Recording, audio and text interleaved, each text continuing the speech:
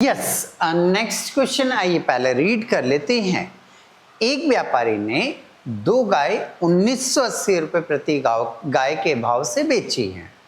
पहली गाय के विक्रय पर 10% लाभ हुआ, दूसरी गाय के विक्रय पर 10% हानि हुई। कुल मिलाकर कितना प्रतिशत लाभ या हानि हुआ ये बताइए। A trader sell 2 cows for ₹1980 each. On this deal, he gained 10% on one cow and losses 10% on the other. Find the percentage of total gain or loss. आइए क्वेश्चन को सॉल्व करते हैं हम। देखिए, उसने हमें फिर सेल्स प्राइस दी हुई है। क्या दी हुई है? सेल्स प्राइस दी हुई है। तो मैंने नोट कर दिया, फर्स्ट काउ की सेल्स प्राइस 1980 है।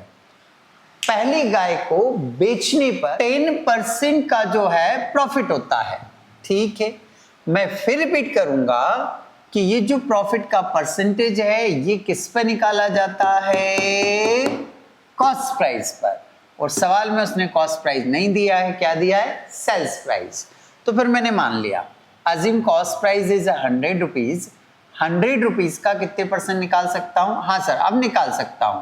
तो 100 रुपीज का 10% 10 रुपीज आया। मेरे पास कॉस्ट प्राइस हो गया, मेरे पास प्रॉफिट हो गया।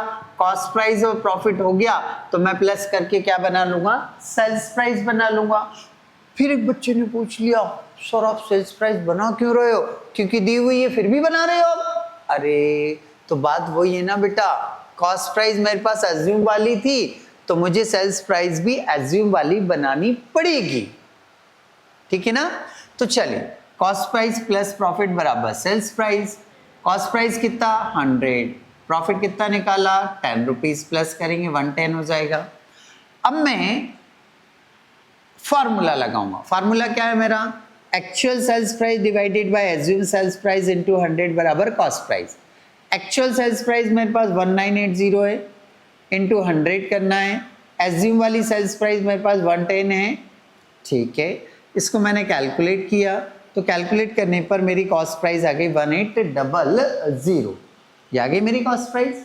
ओके, तो ये कौन सी काऊ की सेल्स प्राइस आ गई? बोले सर फर्स्ट वाली काऊ की सेल्स प्राइस आ गई। Same as it is calculation मैं सेकेंड वाली काऊ के लिए भी करूंगा। तो सेकेंड काऊ की सेल्स प्राइस 1980 है। इस बार लॉस है 10%। मैं फिर बोलूंगा, मैं फिर समझाऊंगा आपको कि ये जो 10% लॉस है ये कॉस्ट प्राइस पर निकलता है और सवाल में उसने कॉस्ट प्राइस हमें दिया ही नहीं है।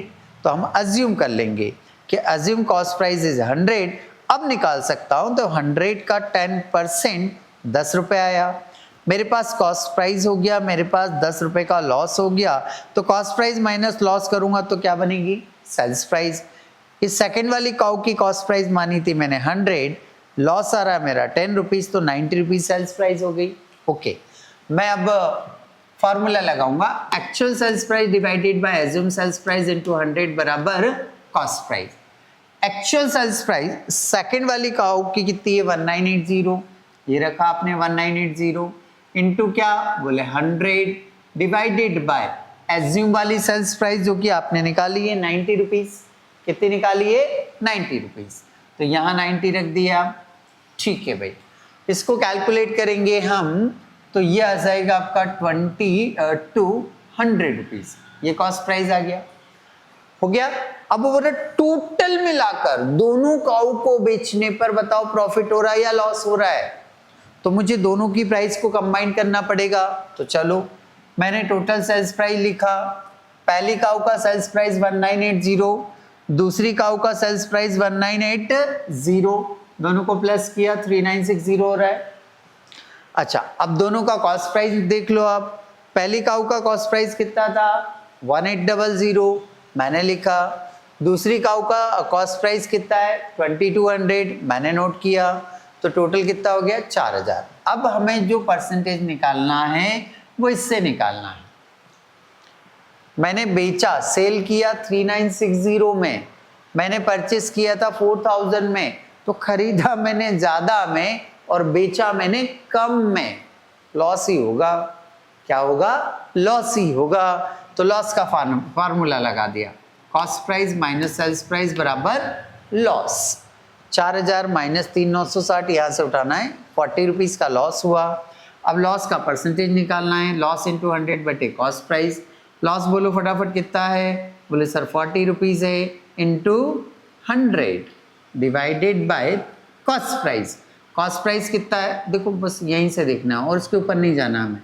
कॉस्ट प्राइस कितना है 4000, कट करो 2 0 से 2 0, 1 0 से 1 0, 4 से 4 को काट दिया, एक एक बार काटा, एक में एक से डिवाइड करेंगे तो 1% ही आएगा। मतलब मेरा आंसर क्या आ गया, 1% लॉस आया। 1% क्या आ गया, लॉस आया।